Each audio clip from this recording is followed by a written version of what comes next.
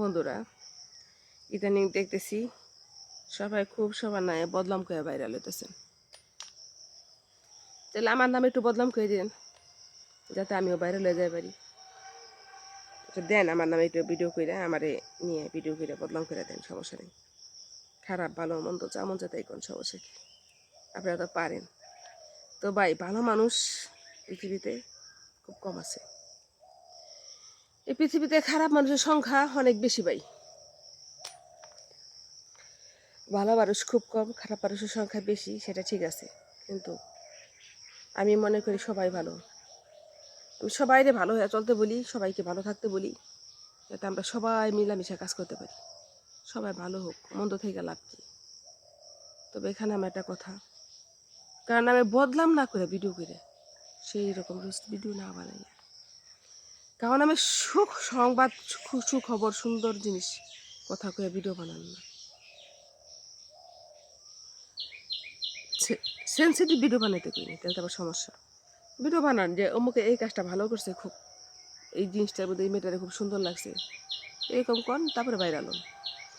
একজন যেমন ধরেন পরিমণি, তার কয়েকটা ভালো দিক আছে, তার হয়তো দুইটা খারাপ দিক আছে, বুঝাইলাম আর কি। যেমন আমি, আমার সব দিকে ভালো, কিন্তু দুইটা দিক তো খারাপ থাকবেই, মানুষের থাকতে পারে। মনে করেন আরও যারা আছে, যেমন মনে করেন রিয়ামণি, তার সব দিকে ভালো, একটা দিক খারাপ, যে হিরোর ছাইরা গেছে। তো এরকম মনে করেন আপনারা নেগেটিভ পজিটিভের মধ্যে আপনারা খারাপ জিনিসটাকে বাদ দেন না, পজিটিভকে তুলে ধরতে পারেন না, নেগেটিভগুলো বাদ দেন না। কেন মানুষের নামে বদনাম বলেন? ইদানিং ইন্ডিয়ার জিনিসটা বেশি চলতেছে দেখতেছি।